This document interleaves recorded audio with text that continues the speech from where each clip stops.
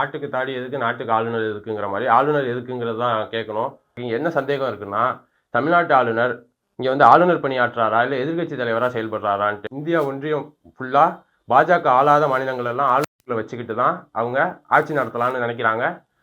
அந்த கனவுக்கு ஒரு சம்மட்டி அடியா ஒரு எதிர்ப்பு குரலை முத்துவேல் கருணாநிதி ஸ்டாலின் தமிழ்நாட்டிலேருந்து ஒழிச்சிருக்கு. ஓகே, வணக்கம் ஈஸ்வரன். இன்னைக்கு ஒரு செய்தி எனக்கு அதான் தொடர்ந்து 4 ஆண்டுகளாக நம்ம ஆளுநர் வந்து வெளிநடப்பு இந்த ஒரு பாடல் தமிழ் தாய் வாழ்க்கை நீங்க பாருங்க, இதை வந்து இதை பண்ணல அப்படின்றதுக்காக தொடர்ந்து ஒரு 4 ஆண்டுகளாக இந்த வெளிநடப்பு பண்றாரு. இதை எப்படி பாக்குறீங்க?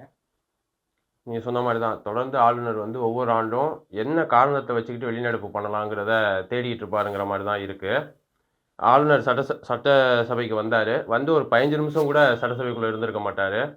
ஆளுநர் உரையை வாசிக்காம ஏதோ ஒரு காரணங்களை சொல்லி வெளிநடப்பு பண்ணிடுறாரு. வராரு, நிற்கிறாரு, ஓடுறாருங்கிற மாதிரி தான் ரிப்பீட்டுங்கிற மாதிரி ஒவ்வொரு வருஷமும் பண்ணிட்டு இருக்காரு. ஏதாச்சும் ஒரு காரணங்களை சொல்லுவார். கடந்த ஆண்டு திராவிடம், அண்ணா, கலைஞர், காமராஜர், தமிழ்நாடு போன்ற வார்த்தைகள், முற்போக்கு வார்த்தைகள், தமிழ்நாடு சார்ந்த வார்த்தைகள் எல்லாம் புறக்கணிச்சுட்டு பேசினார். அது மாதிரி ஒவ்வொரு முறையும் தமிழ்நாட்டு மக்களோட உணர்வை பெரும்பான்மை மக்களால் வாக்களித்து தேர்ந்தெடுக்கப்பட்ட தமிழ்நாடு அரசு தயாரித்து தர ஆளுநர் உரையை வாசிக்கிறது தான் ஆளுநரோட அடிப்படை கடமை. அதுதான் இந்திய அரசியலமைப்பு சட்டம் சொல்லுது. இந்திய அரசியலமைப்பு சட்டத்தை மீறி தான் ஒவ்வொரு முறையும் ஆளுநர் செயல்பட்டுக்கிட்டு வராரு.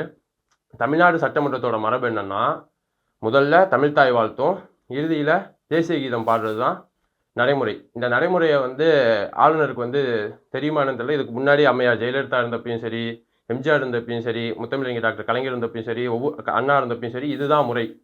அந்த முறையை பாரம்பரியத்தை மாற்றணுன்ட்டு ஆளுநர் நினைக்கிறாரு. அதை தமிழ்நாடு அரசு ஒருபோதும் அனுமதிக்காது.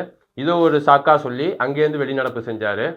வெளிநடப்பு செஞ்சுட்டு ஆளுநர் மாளிகை மக்கள் மாளிகை, மக்களுக்கு ஆதரவாக செயல்படாத, மக்கள் நலனில் அக்கறை இல்லாத ஆளுநர் மாளிகைக்கு மக்கள் மாளிகைன்னு பேர் வச்சுருக்காங்க. அங்கேருந்து ஒரு அறிக்கை வருது. என்ன அறிக்கைன்னா, அதாவது எதிர்கட்சி தலைவர் எடப்பாடி பழனிசாமி கூட அந்த அறிக்கை விட்டுருக்க மாட்டார். அது மாதிரி அரசை விமர்சித்து அரசியலில் இருக்கிற குறைகளை, பொய் தான், ஃபுல்லாக பொய், அவதூறு தான், அது அறிக்கையாக எதிர்கட்சி தலைவர் அறிக்கை விடுற மாதிரி ஆளுநர் அறிக்கை விடுறாரு. எனக்கு இங்கே என்ன சந்தேகம் இருக்குன்னா, தமிழ்நாட்டு ஆளுநர் இங்கே வந்து ஆளுநர் பணியாற்றுறாரா இல்லை எதிர்கட்சி தலைவராக செயல்படுறாரான்ட்டு. அதுவும் எடப்பாடி பழனிசாமி ஆளுநர் விட்ட அறிக்கையை மேற்கோள் காட்டி வெளியே செய்தியாளர்கள் சந்திப்பில் பேசிட்டு போகிறாரு.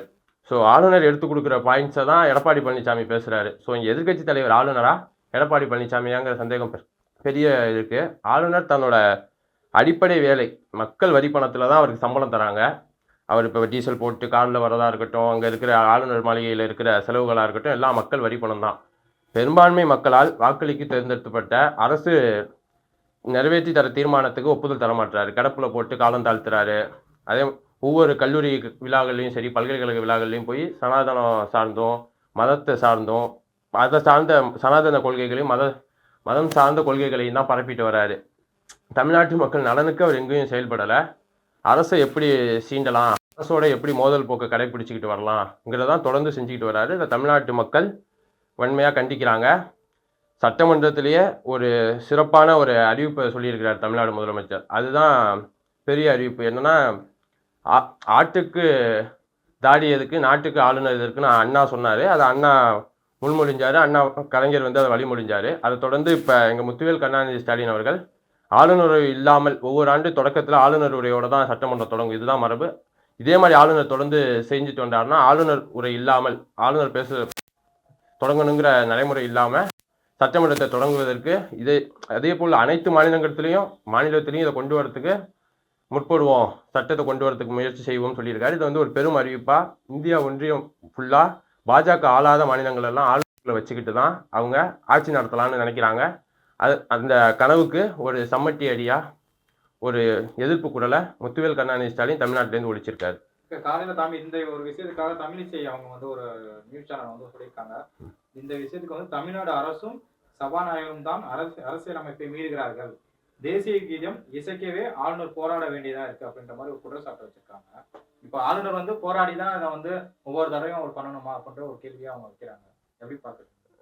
தமிழிசை அக்கா வந்து சட்டமன்றம் வந்தது இல்லைங்கிறதுனால அவங்களுக்கு நடைமுறை தெரியாமல் இருக்கலாம். அவங்க அரசியலில் இத்தனை வருஷம் அனுபவம் இருக்குது, அவங்களுக்கு பேசிக்காக தெரிஞ்சிருக்கணும் தான். நம்ம எல்லா அரசு நிகழ்ச்சிகளாக இருக்கட்டும் தமிழ்நாட்டில் தமிழ்த்தாய் வாழ்த்தோட தான் தொடங்கும், தேசிய கீதத்தில் தான் முடியும். நான் ஸ்கூல் படித்த காலத்துலேருந்து அப்படி தான் இருக்குது. எனக்கு விவரம் தெரிஞ்ச காலத்துல எல்லா விழாக்களுமே அப்படிதான் இல்லை அப்படி தான் நடக்குது. அது உங்களுக்கு தெரியல. தேசிய கீதம் இங்கே யாரும் இங்கே போடலன்னு சொல்லலைல்ல. தேசிய கீதம் கடைசியாக தான் இசைக்கப்படும். முதல்ல தமிழ்த்தாய் வாழ்த்து தான். அதை ஒவ்வொரு முறையும் இதே ஒரு காரணமாக சொல்லி தான் அங்கேருந்து வெளியேற்றி போகிறாரு. அங்கிட்டு போயிட்டு புதுசாக எனக்கு தெரிஞ்ச அந்த அறிக்கையெல்லாம் ப்ரிப்பேர் முன்னாடி பண்ணி வச்சிருப்பாருன்னு நினைக்கிறேன். நேற்று நம்ம இது மாதிரி பிளான்டாக வெளிநடப்பு பண்ணிடணும், அப்புறம் அந்த அறிக்கையை விடணும் அப்படிங்கிற மென்டாலிட்டியில் தான் ஆளுநர் செயல்படுறாரு. தமிழிசை விமர்சனத்தில் அவங்க எதாக இருந்தாலும் எதாவது பேசிக்கிட்டு தான் இருப்பாங்க, அவங்க கட்சிக்கு முட்டு கொடுக்கணுன்ட்டு. ஸோ பிஜேபி ஒரு வேளை ஆண்டுட்டு இருந்தா, தமிழகத்தை ஆண்டுட்டு இருந்தா ஆளுநர் இந்த மாதிரி செஞ்சிருக்க மாட்டாரோ? திமுக ஆட்சி அமைக்கிறதுனால தான் அந்த மாதிரி ஆளுநர் ஒவ்வொரு தடவும் வந்து வெளிநடப்பு பண்றாரு.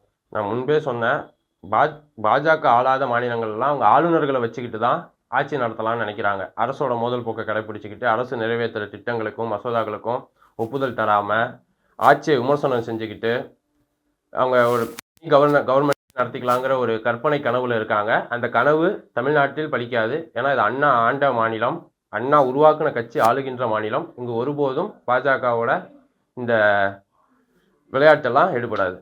ஸோ ஆளுநரோட பேசும்போது அவரோட மைக்கை வந்து எல்லாம் ஆஃப் பண்ணி வைக்கிறது, இந்த மாதிரி சில்லறை வேலையெல்லாம் திமுக வந்து செய்யற மாதிரி ஒரு குற்றச்சாட்டுலாம் இப்போ அறிக்கையில போட்டிருக்காரு அவர். அவர் அறிக்கையில் சொல்லுவார், அங்கே சட்டமன்றத்தில் இருந்தவங்களே இருந்தவங்கெல்லாம் செந்தில்வேலனெல்லாம் புதிய தலைமுறையில் பேட்டி கொடுத்துருந்தாரு, ஆடியோ பேட்டி கொடுத்துருந்தாரு. அதில் பார்த்தோம் அவர் தேசிய கீதமும் இதையும் காரணம் சொல்லி தான் அங்கேருந்து வெளிநடப்பு செஞ்சுருக்காரு. புதுசாக என்னெல்லாம் காரணத்தை ஏற்படுத்தலாங்கிறதுல ஆளுநர் முயன்றா இருக்காரு. அந்த அளவு ஆளுநருக்குரிய மரியாதையை தமிழ்நாடு அரசு எப்பவும் தந்துக்கிட்டு தான் இருக்குது. கலைஞரும் தந்தார், அண்ணாவும் தந்தாங்க. அந்த வழியில் தமிழ்நாடு முதலமைச்சரும் தந்துக்கிட்டு தான் இருக்காரு. அதை ஒரு ஆளுநர் வெளிநடப்பு செஞ்சோன்னே தமிழ்நாடு முதல்வர் பேசும்போதே அதை சொன்னார். ஆனால் அந்த மரியாதையை அவர் காப்பாற்றிக்கல. ஸோ இந்த சிறு குழந்தைங்க விளையாண்டுட்டு போகிற மாதிரி தான் ஒரு தடவை பண்ணலாம், பரவாயில்ல. 4 ஆண்டுகள் தொடர்ந்து 4வது ஆண்டுகளே ஆளுநர் இந்த மாதிரி செய்கிறது வந்து ஒரு சின்ன குழந்தைங்க விளையாடுற மாதிரிலாம் இருக்குது. அவர் சின்ன பிள்ளைத்தனமாக தான் பண்ணிகிட்டு இருக்கிறாரு. ஆனால் தமிழ்நாட்டு முதலமைச்சர் அது பெருந்தன்மையோட ஒவ்வொரு முறையும் கடந்து வந்துக்கிட்டு இருக்கிறாரு. தமிழ்நாட்டு மக்களோட எதிர்ப்பு வலுவாக இருக்குது. ஒவ்வொரு முறையும் அவர் ஆளுநர் செய்கிற தவறுகளுக்கு தமிழ்நாட்டு மக்கள் தங்களோட எதிர்ப்பையும் கண்டனத்தையும் வலுவாக பதிவு செய்கிறாங்க. அவர் ஒருபோதும் திருந்துற மாதிரி தெரியல. இன்னொன்று குறிப்பாக சொல்லப்போனால் அவர் ஆளுநர் இப்படி இருக்கிறதுனால தான் பாஜக வந்து பூஜ்ஜியத்தோடையே இருக்குதுன்ட்டு நான் நினைக்கிறேன். ஆளுநரை மாற்றாமல் இருக்கிறது தான் தமிழ்நாட்டுக்கும் நல்லது, திமுகவுக்கும் நல்லது. இப்போ இந்த ஆளுநர் இந்த ஒரு முறை எப்படி நீங்க பாக்குறீங்க ஒரு திமுகவோட? சொல்லப்போனால் அண்ணா சொன்னதை வச்சு சொல்லணும்னா, அதான் ஆட்டுக்கு தாடி எதுக்கு நாட்டுக்கு ஆளுநர் எதுக்குங்கிற மாதிரி. ஆளுநர் எதுக்குங்கிறது தான் கேட்கணும். பெரும்பான்மை மக்கள் வாக்களித்து தேர்ந்தெடுக்கப்பட்ட அரசு, அந்த அரசு நிறைவேற்ற திட்டத்துக்கு ஒப்புதலை தரமாட்டுறாரு, கிடப்புல போடுறாரு. மக்கள் நலன் சார்ந்த திட்டம், மாணவர் நலன் சார்ந்த திட்டம், ஆளுநரோட அடிப்படை வேலைகளில் முக்கியமான வேலைகளில் பல்கலைக்கழகங்களில் போய் பட்டம் வழங்குறது. பல பல்கலைக்கழகங்களுக்கு பட்டம் வழங்காமல் கிடப்புல போட்டு இருந்து கொஞ்சம் கொஞ்சமாக தான் இப்போ தான் கொடுத்துக்கிட்டு வராரு. அதில் அவங்களுக்கு அந்த வேலை வாய்ப்பு கிடைக்கிறதுல டிலே ஆகுது. அது மாதிரி பல மாணவர்களுக்கு பல சிக்கல்கள் ஏற்படுது. அதே மாதிரி பல்கலைக்கழகங்களில் துணைவேந்தர் நியமனமாக இருக்கட்டும், கண்ட்ரோலரு, தேர்தல் பார்வையாளர் போடுறது, அந்த மாதிரி ஒவ்வொரு இதுலேயும் காலம் தாழ்த்தி அவங்க கல்வியில் தான் அது பாதிக்குது. உயர்கல்வியில் வந்து முழுசாக ஆளுநர் வந்து தன்னிச்சை போக்கா உயர்கல்வி அமைச்சரோட முரண்பட்டு செயல்படுறதுனால மாணவர்களோட கல்வி தான் பாதிக்கப்படுது.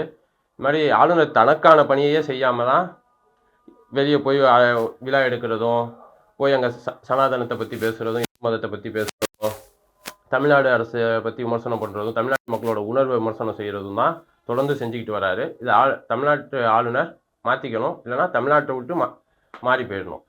ஆளுநர் வந்து தமிழ்நாட்டுக்கு தேவையில்லாத ஆணின்னு சொல்ல வரீங்க? ஆமாம், அதான் எங்கள் தமிழ்நாடு முதலமைச்சரே சொல்லியிருக்காரு. ஆளுநரோட பேசிக் ஒர்க்கு இப்போ சட்டமன்றத்தில் என்ன வேலைன்னு பார்த்தீங்கன்னா ஆளுநர் உரை வாசிக்கிறது தான். அதே வருடம் ஆளுநர் உரையே வாசிக்காத ஆளுநர் தமிழ்நாட்டுக்கு எதுக்குன்னு தான் கேட்குறோம்.